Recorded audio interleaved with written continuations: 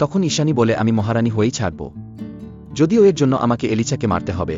এরপর দেখা যায় স্নেক ডেমন কোথাও যাচ্ছিল, তখন সেখানে ঈশানী এসে তার মাথার ব্যান্ড দিয়ে স্নেক ডেমন এর বাচ্চাদের মারার চেষ্টা করে, কিন্তু স্নেক ডেমনের ম্যাজিকের কারণে সে এটা করতে পারে না।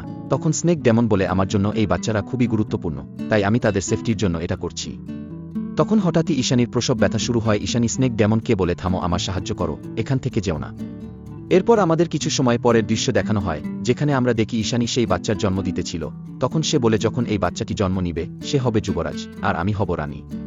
সেই সময় এক দাসী এসে বলে স্নেক ডেমন এর ও ব্যথা উঠেছে, সে ও বাচ্চা জন্ম দিতে চলেছে। তখন ঈশানী বলে এটা কিভাবে সম্ভব, ও আমার সাথেই কিভাবে বাচ্চা জন্ম দিতে পারে, আমাকে প্রথমেই আমার বাচ্চা জন্ম দিতে হবে। এরপর সে একটি বাচ্চাকে জন্ম দেয় আর দাসীকে বলে স্নেক ডেমন এখনো পর্যন্ত কোনো বাচ্চা জন্ম দিয়েছে।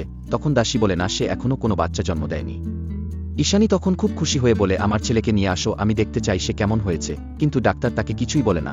তখন ঈশানী বলে তুমি আমাকে কেন আমার বাচ্চাকে দেখাচ্ছ না। এরপর যখনই ঈশানী সেই বাচ্চাকে দেখে তখন সে বলে এটা কার বাচ্চা, আমি তো একটা ছেলের সন্তানকে জন্ম দিয়েছিলাম, এটা কার মেয়ে নিয়ে এসেছো। ডাক্তার তখন বলে না মহারানী, আপনি একটি মেয়ের সন্তানই জন্ম দিয়েছেন। তখন ঈশানী বলে এটা কিভাবে সম্ভব।